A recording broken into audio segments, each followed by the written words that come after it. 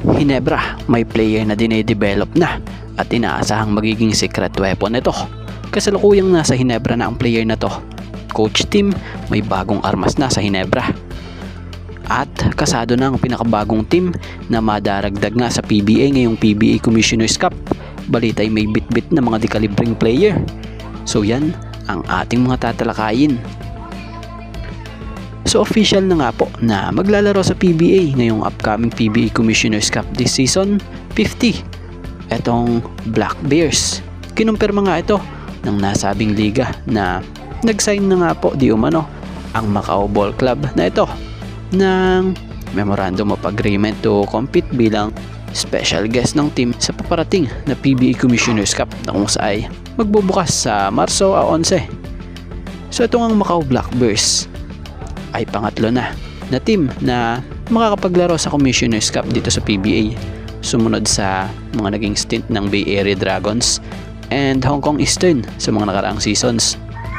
So batay nga sa nasabing PBA Commissioner, batay sa pagkakaintindi natin so parehas nga raw po yung competition guidelines and concessions extended sa nakalipas na guest teams na siyang i-apply sa Black Bears. So sa madaling salita, parehas lang ang patakaran na mangyayari sa Black Bears at sa mga nakalipas na mga naging guest teams dito sa PBA. So same rules.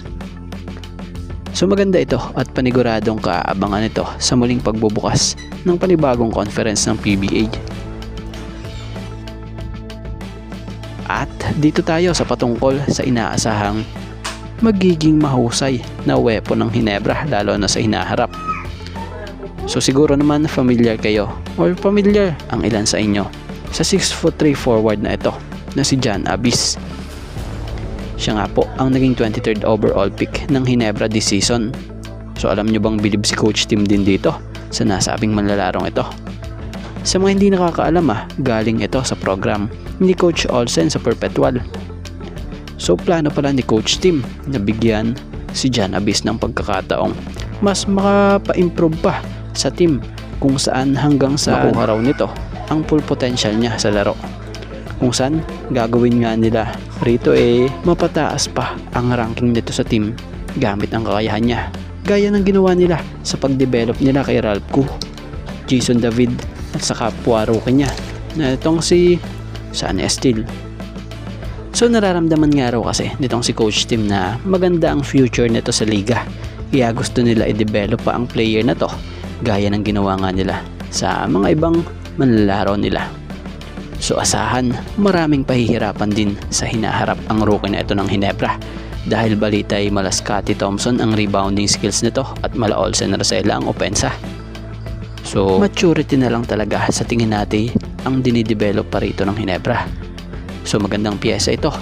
Kagandahan kay Jan Abyss, nakuha na niya ang loob ni Coach Tim So asahan na baka nga maging armas pa ito ng Hinebra, especially this upcoming PBA Commissioner's Cup sa season 50 kung maganda ang magiging development na niya sa ensayo ng Hinebra.